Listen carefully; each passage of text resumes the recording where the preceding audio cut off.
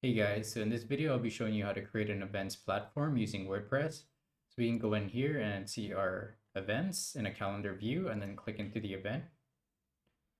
And then you can view the event details. So if this is something you like to learn how to do, then watch this video. Okay, so the events plugin that we'll be using in this tutorial is the events calendar plugin. So they have a free version that can get you started with setting up an events platform. So we'll use that for this tutorial. So what you want to do is go into your WordPress dashboard and we're going to install this plugin. So go to plugins and add new. And then we're going to search the event calendar. Okay, so it's this one over here. And then you want to install now. So we can see this is quite a popular plugin. It has over 700,000 installs. So we can activate that. Okay, great. So now it's activated. So we'll just be doing just event bookings. So if you want to sell tickets, then they have other add-ons you can add, but we'll skip that for now. So just exit this. Okay, so what you want to go here is go here to events, and they have this first time setup guide. So let's just go through that. Okay, you can just skip this. Okay, and then set up my calendar. Okay, so let's see first how you want to display the calendar. So let's see all the views.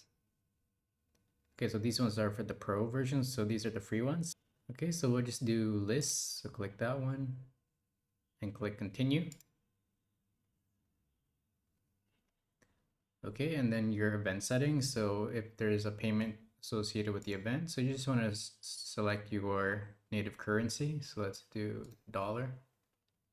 Okay, and your time zone and the date, and then when does the week start. So say Monday and continue. Okay, great. So let's just create a test event. So let's do, say, Saturday morning jog. Okay, so we'll say at City Hall in Toronto.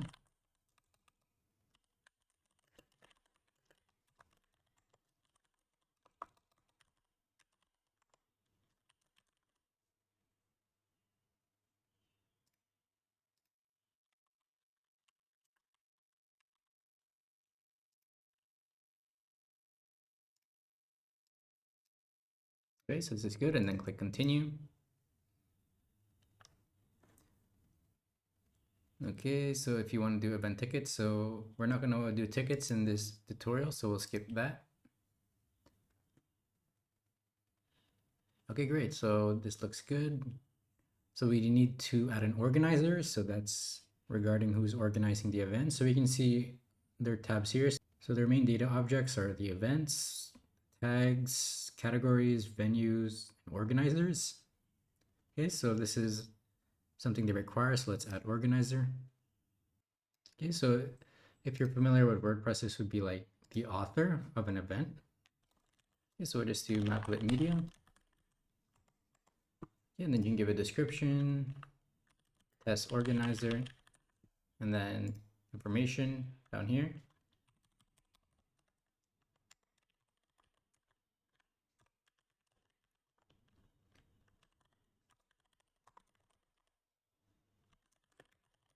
Okay, this is good.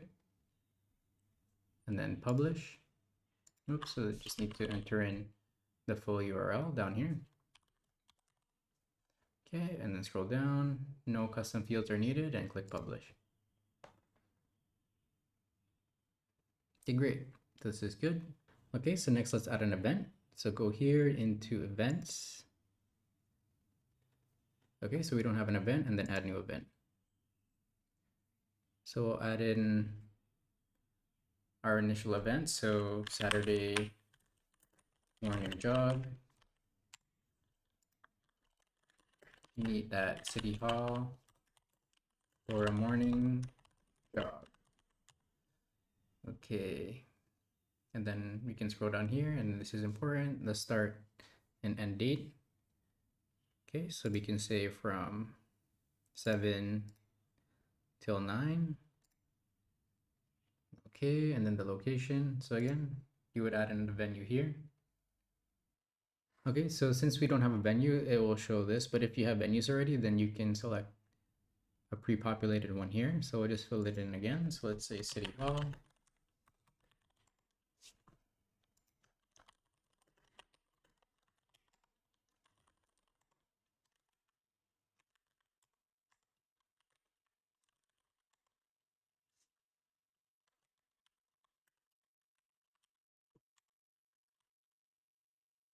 Okay, so these are optional. So you can show a map if you'd like.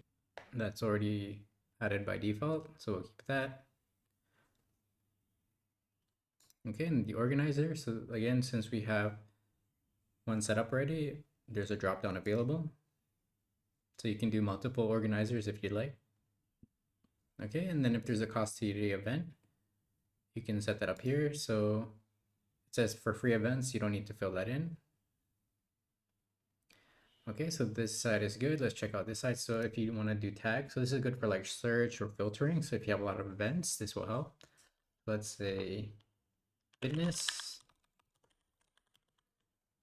Let's add that. And then categories, this is used for main menus. So we'll create a fitness category. Okay, so that'll just be its own category. But you can specify it further. So we can do like a subcategory. So let's say jogging or running. Here we go. So something like this.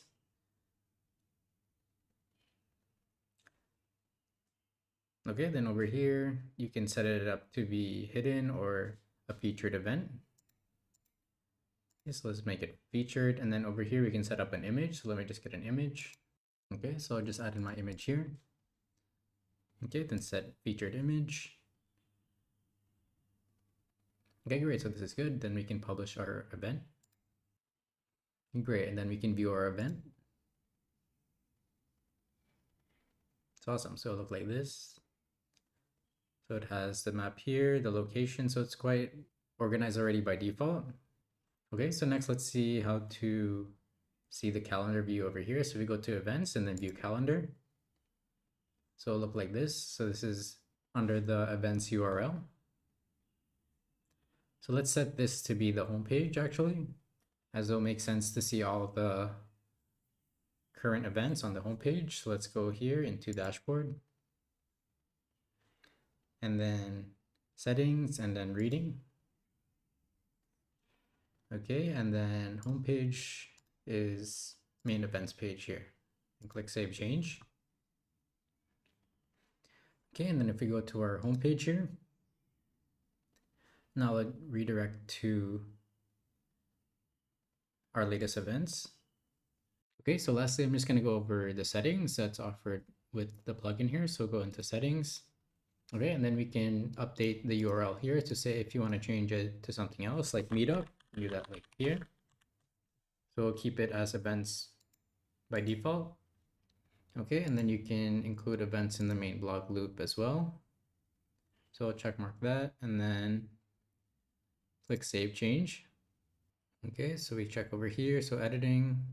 Okay, so these are just by default. You can keep that and then go here into display.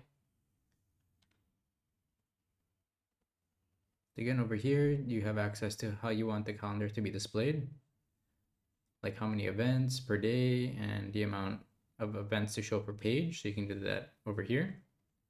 So again, we'll just keep it by default. And then we kind of ran through this in our initial setup.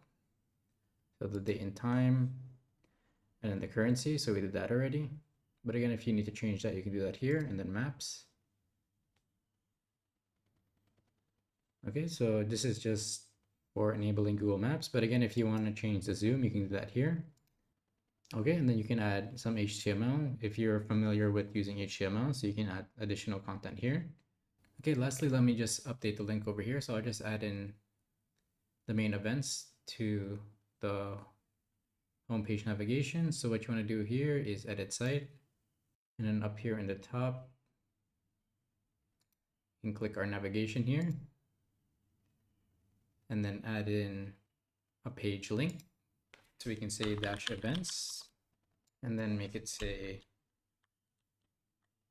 all events. Okay, and then I'll just delete this one here, and then save. Okay, and then we go view our site. So we have our homepage here, and then we can click all events. And then that'll direct us to our calendar here. So great, we have a functioning events website, which you can create events and people can come and search for multiple events. You can also do payments as well, but we didn't set up that in this tutorial. So looking here at the pro version of the events calendar, we can see there's a lot of useful features like recurring events and Elementor widget capabilities and the ability to use virtual events. So again, if these features are necessary in your business, then purchasing the pro license would be beneficial. So this concludes the end of the video. I hope you're able to follow along and set up your own events platform. If you need help with your business website, then you can check out my website, Maplet Media, to get in contact with me. Please like and subscribe to stay up to date on my latest videos, and thanks for watching.